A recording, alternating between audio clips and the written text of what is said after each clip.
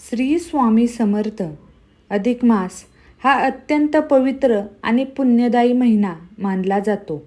या महिन्यात भगवान विष्णूंची भक्ती, जप, दान आणि धर्मकर्म यांना विशेष महत्त्व आहे. आता अधिक मास संपण्यास अवघे काही दिवस शिल्लक राहिले आहेत. त्यामुळे या शेवटाच्या 5 दिवसात आपल्याला कोणती कार्य करायची आहेत, कोणते नियम पाळायचे आणि कोणते उपाय केल्याने भगवान विष्णूंची कृपा प्राप्त होणार आहे, याच विषयी आज आपण माहिती जाणून घेणार आहोत. त्यासाठी हा व्हिडिओ शेवटपर्यंत नक्की पहा. चॅनेलवर नवीन असताल तर चॅनेलला सबस्क्राईब करा आणि कमेंटमध्ये श्री स्वामी समर्थ नक्की लिहा. शास्त्रानुसार अधिक मासाला पुरुषोत्तम मास असंही म्हटलं जातं. हा महिना भगवान विष्णूंना समर्पित आहे. वर्षातील इतर महिन्यांपेक्षा या महिन्यात केलेल्या जप, तप, दान आणि पूजेचं फळ अनेक पटीनं अधिक मिळतं. त्यामुळे या महिन्याच्या शेवटच्या दिवसाचे महत्त्व आणखीन वाढतं.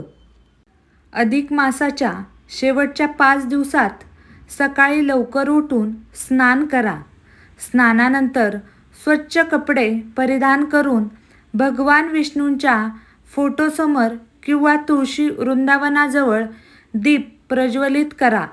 ओम नमो भगवते वासुदेवाय नमः या मंत्राचा शक्य तितका जप करा. हा मंत्र मनाला शांती देतो आणि घरातील नकारात्मक ऊर्जा दूर करण्यास मदत करतो. या दिवसात तुळशी पूजनाला सुद्धा विशेष महत्त्व आहे. तुळशीला पाणी अर्पण करून हळद कुंकू वाहा. तुळशीसमोर तुपाचा दिवा लावा. असं केल्याने भगवान विष्णू आणि माता लक्ष्मी यांची कृपा प्राप्त होते. अधिक मासाच्या शेवटच्या दिवसात दान करणं अत्यंत शुभ मानलं जातं. आपल्या क्षमतेनुसार अन्नदान, वस्त्रदान, धान्यदान किंवा गरजू लोकांना मदत करा. दान करताना अहंकार न ठेवता श्रद्धेने दान करा. शास्त्रात अन्नदान हे सर्वश्रेष्ठ दान मानलं जातं. भगवद्गीता, विष्णू सहस्रनाम, श्रीमद भागवत किंवा इतर धार्मिक ग्रंथांचे वाचन या दिवसात करा. दररोज काही वेळ भगवंतांच्या नामस्मरणासाठी द्या. यामुळे मन प्रसन्न राहतं आणि आध्यात्मिक प्रगती होते. घरात भांडणे, वादविवाद किंवा कोणाचाही अपमान टाळा. अधिक मासात सात्विक विचार आणि सात्विक आहार ठेवणं खूप महत्त्वाचं मानलं जातं. शक्य असेल तर कांदा, लसूण याचा त्याग करून सात्विक भोजन घ्या. या शेवटच्या 5 दिवसात संध्याकाळी भगवान विष्णूंची आरती करा.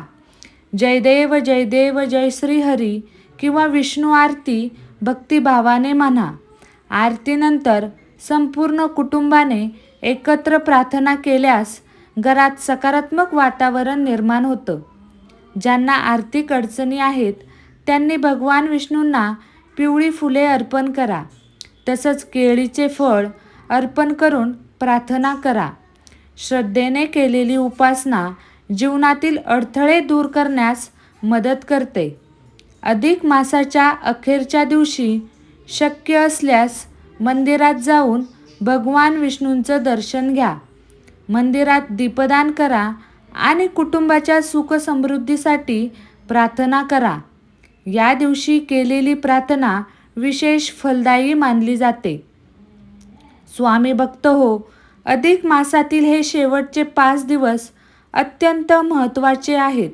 या काळात भक्ती, जप, दान आणि सदाचार याचं पालन केलं तर जीवनात आनंद, शांती आणि समाधान प्राप्त होतं.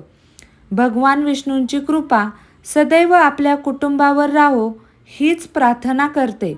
जर तुम्हाला आजचा हा माझा व्हिडिओ आवडला असेल तर व्हिडिओला लाईक आणि शेअर नक्की करा. तुम्ही जर माझ्या चॅनेलवर नवीन असताल तर चॅनेलला सबस्क्राईब करायला विसरू नका. भेटूया नवीन अशा